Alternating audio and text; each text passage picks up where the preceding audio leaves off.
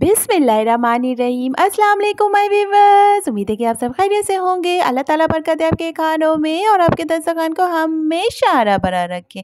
जी जनाब, तो food Avenue के किचन से आज लेकर आई हूँ बहुत ही सॉफ्ट सॉफ्ट जूसी से ज़बरदस्त से ब्रेड के गुलाब जामुन, जो बिल्कुल नर्म मुलायम, मुंह में फ़ौरन से जाके घुल जाने वाले, वो भी बगैर किसी मावा, बगैर मिल्क पाउडर और विदाउट अंडों के। हम बनाएंगे ज़बरदस्त से गुलाब जामुन, जो कि आप घर पर मौजूद ब्रेड से रेडी कर सकते हैं। बस कुछ टिप्स एंड ट्रिक्स की ज़रूरत होगी, जो कि आपको पूरी वीडियो देखकर फॉलो करनी होगी। तो चलें स्टार्ट करते हैं। सॉफ्ट और जूसी से ब्रेड के गुलाब जामुन बनाने के लिए हमें जिन इंग्रेडिएंट्स की ज़रूरत होगी, उसमें सबसे मेन इंग्रेडिएंट ब्रेड है। ब्रेड के आप 8 स्लाइसेस ले लें। मिल्क पाउडर 1.5 टेबल स्पून, घी लेंगे 1 टीस्पून। मैंने घी को मेल्ट नहीं किया है, एज इट इज़ ही ले लिया है। कुछ नट्स लेंगे, इसमें मैंने यहाँ पर बादाम लिए हैं, आप चाहे तो पिस्ते भी ले सकते हैं। शुगर सिरप बनाने के लिए हमें यहाँ पर शुगर की ज़रूरत होगी 1 कप। लिक्विड मिल्क लेंगे 1/2 कप। इलायची के 4 दाने ले लेंगे, अगर आपके पास पाउडर मौजूद है तो 1/2 टीस्पून लेंगे।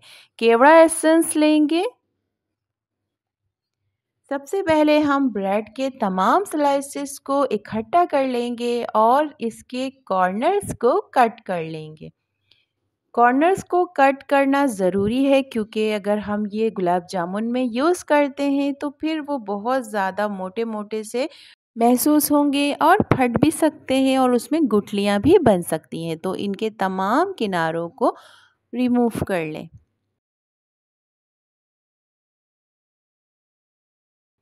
जो कॉर्नर्स इसमें निकलते हैं, उन कॉर्नर्स को बिल्कुल भी आप वेस्ट ना करें। उसके लिए एक बहुत ही ज़बरदस्त सी रेसिपी मेरे चैनल पर मौजूद है, जो कि ब्रेड के कॉर्नर से आप ज़बरदस्त से ब्रेड क्रम्स बना सकते हैं।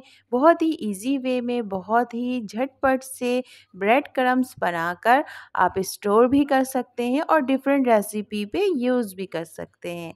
तो चले अपनी रेसिपी की तरफ दोबारा से आते हैं। एक बोल ले लेंगे, उसमें तमाम ब्रेड के स्लाइसेस को छोटे छोटे पीसेस में कट कर लेंगे।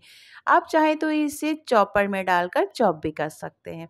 उसके बाद जो हमने 1.5 टेबल स्पून मिल्क पाउडर लिया था, वो ब्रेड के स्लाइसेस के ऊपर स्प्रेड कर दें और घी का 1 टीस्पून लिया था, वो भी इसमें शामिल कर दें। स्पून की मदद से तमाम चीज़ों को मिक्स कर लें। अब जो दूध का आधा कप लिया गया था, उस आधे कप दूध से ब्रेड को मिक्स करते जाएंगे ग्रेजुअली। थोड़ी थोड़ी मकदार में दूध को शामिल करते जाएंगे और स्पैचुला से मिक्स करते जाएंगे। मैंने थोड़ी सी दूध की क्वांटिटी और ले ली, अगर मुझे ज़रूरत पड़ेगी तो मैं इसमें ऐड करूँगी। लेकिन वही आधा कप जो मैंने इसमें ऐड किया था, उसमें बिल्कुल भी ज़रूरत नहीं पड़ी है मुझे। आधा कप से ही अच्छा सा ये गुन गया है और डो बन गया है। उसको रेस्ट के लिए रख दें। 5 से 10 मिनट के लिए रेस्ट के लिए छोड़ दें, जब तक कि हम यहाँ पर शुगर सिरप या चाशनी रेडी कर लेते हैं।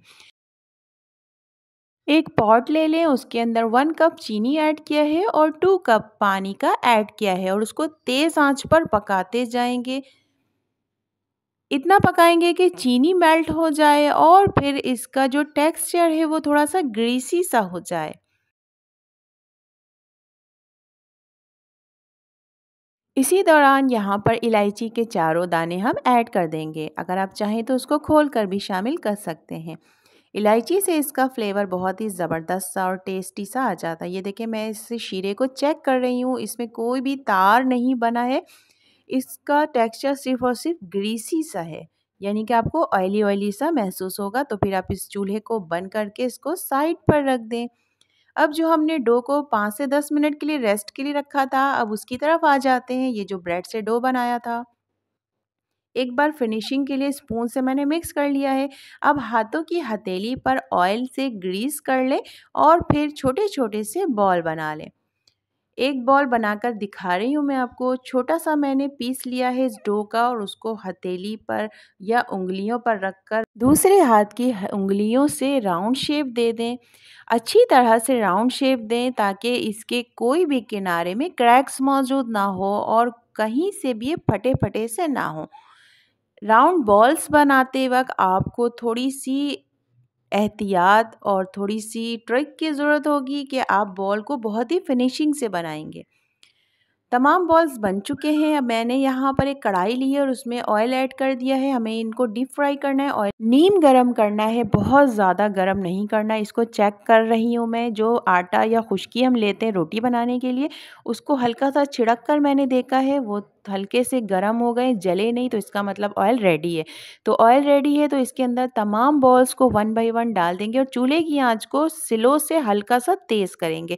ना ही बहुत तेज़, ना ही बहुत ज़्यादा मीडियम और ना ही बहुत ज़्यादा स्लो। बिल्कुल हल्की आँच से थोड़ा-सा एक स्टेप बढ़ाकर आप इसको फ्राई करेंगे। फ्राई करते हुए मुझे 5 मिनट हो गए हैं तो मैं यहाँ पर सिर्फ़ और सिर्फ़ साइडों के ऑयल को टच कर रही हूँ। बॉल्स को टच नहीं करेंगे, साइड-साइड से ऑयल को हिला लेंगे चम्मच की मदद से। अगर आपने फ़ौरन से बॉल्स को पलटना शुरू कर दिया तो ये तमाम बॉल्स टूटने लग जाएँगे।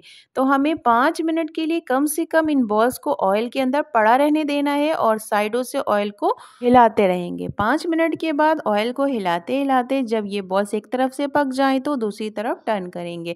अभी भी बहुत हल्के हाथों से मैं इसको हैंडल कर रही हूँ, बहुत तेज़ हाथों से ना करें। और इन तमाम बॉल्स को पकते हुए 15 मिनट हो चुके हैं। इसी हल्की आँच पर इतना कलर आने तक आप इनको पका लें। ये शीरा जो मैंने साइड पर रखा हुआ था उसको दोबारा से चूल्हे पर चढ़ा दिया है ताकि वो गर्म हो जाए और फिर इसमें जो हमने केवड़ा एसेंस लिया था उसका 1 ढक्कन का डाल दिया है या फिर हाफ़ टी स्पून। शीरा अच्छी तरह से गर्म हो गया था तो तमाम बॉल्स इसमें ऐड कर दिए हैं और अब तमाम बॉल्स को साइडों से हिला लें और तमाम बॉल्स को शीरे में डिप कर लें।